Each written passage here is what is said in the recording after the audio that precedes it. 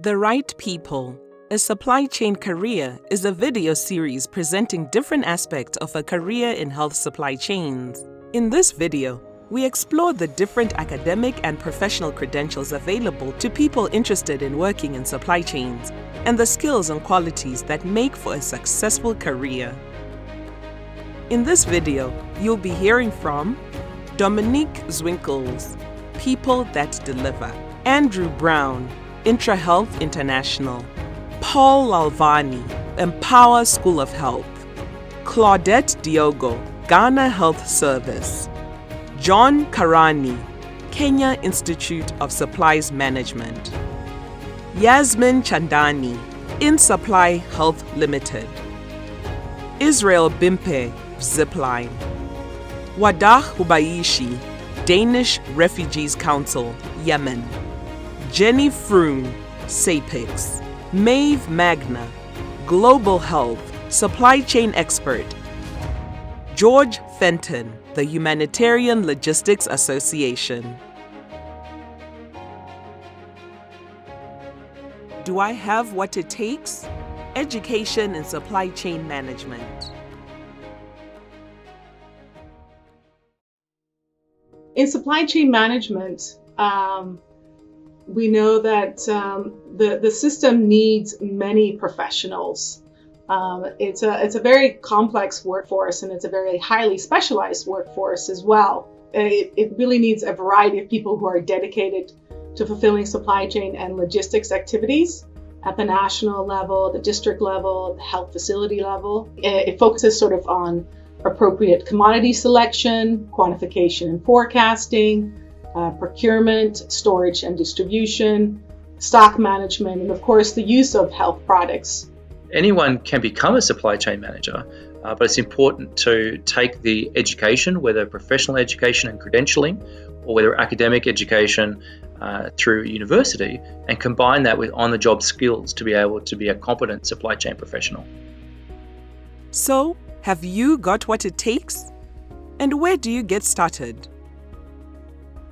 The kinds of degrees and education background that are relevant to individuals going into this sector.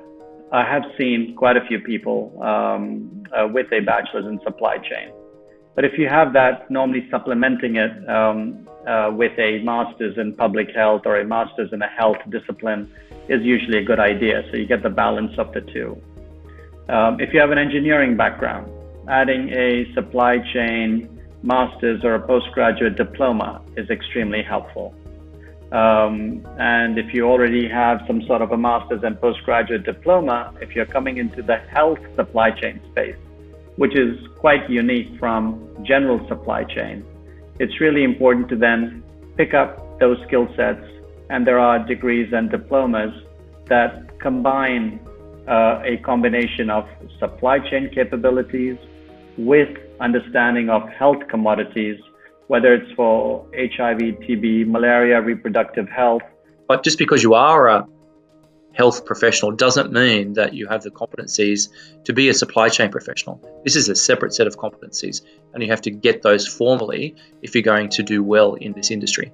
Pharmacy gave me a certain background, but I did more of on-the-job training and learning on my own before I decided to do a second postgraduate in supply chain management.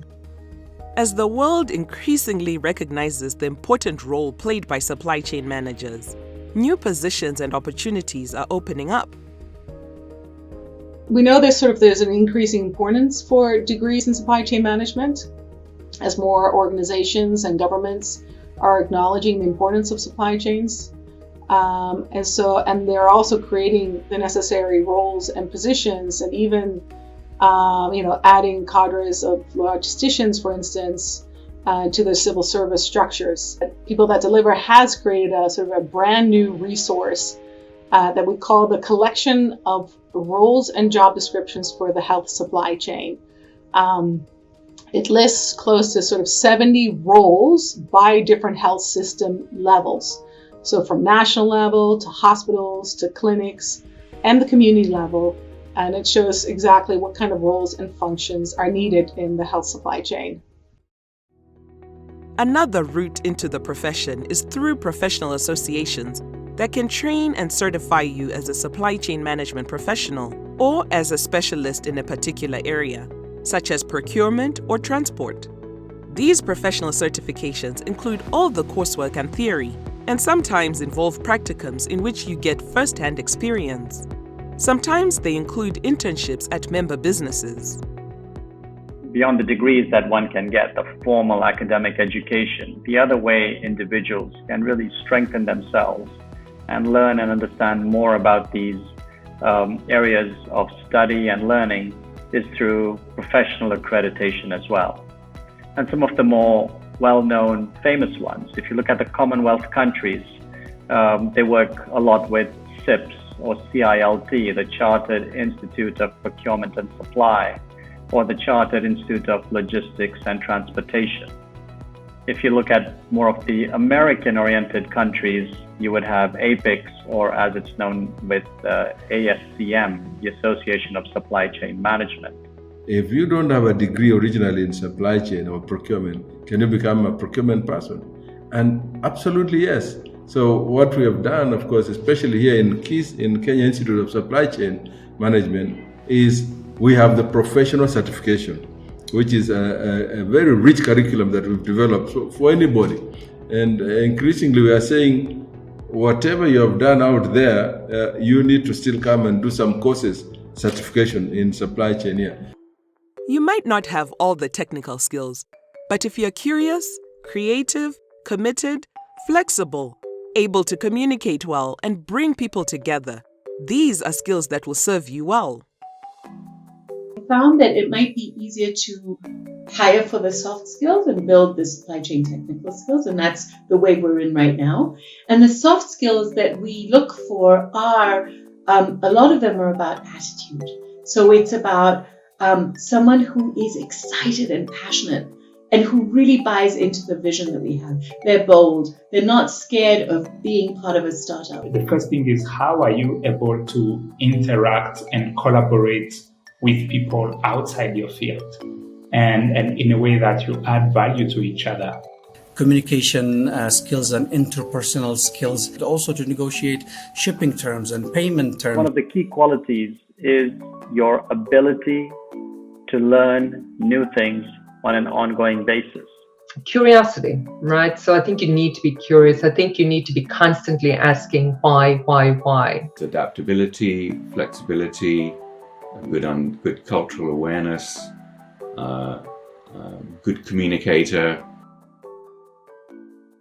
Among the most essential qualities you will need is the willingness and ability to continuously learn and grow. Because supply chains are always changing, technologies are always disrupting old ways of doing the work. A supply chain manager or a procurement and supply chain manager has to be sometimes a mathematician, sometimes a lawyer to review contracts, sometimes a pharmacist or a health-oriented person to understand deeply how products affect human beings. You are never too old to learn. You need to keep learning consistently. And this is an incredibly vital thing in a profession like supply chain management, which evolves daily. You need to keep up to date, and you need to show that you've kept up to date, so that your qualification you earned 10 years ago, or let's say 15 years ago, before there was even email, is going to be relevant, and that you've kept up to speed. What you may have learned some 4 years ago may not be very much applicable in the now.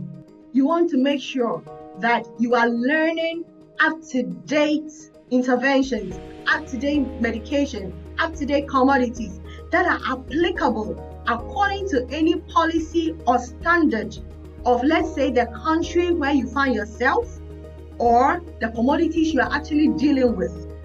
Continuing education and learning depends in part on you having access to colleagues and mentors.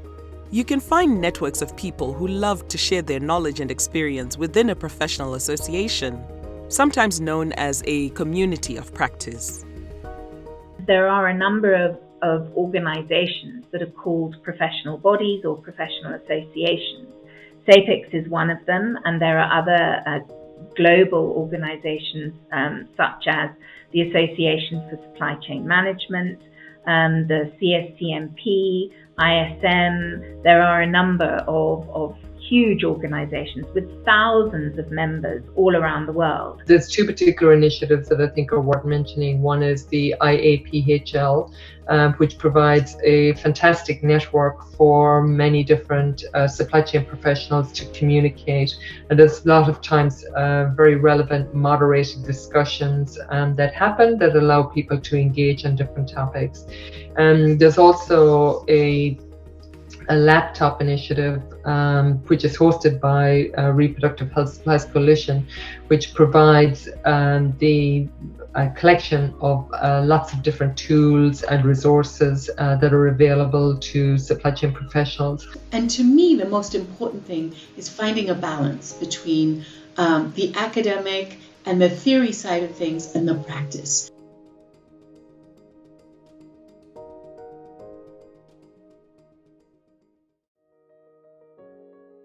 In this video, we have covered some important topics to remember.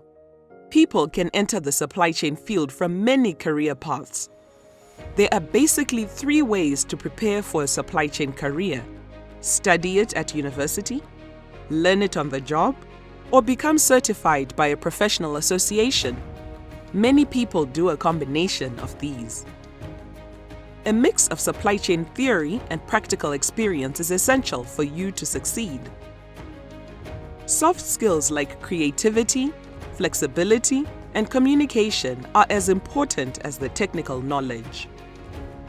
Community is important for networking, learning, and finding mentors.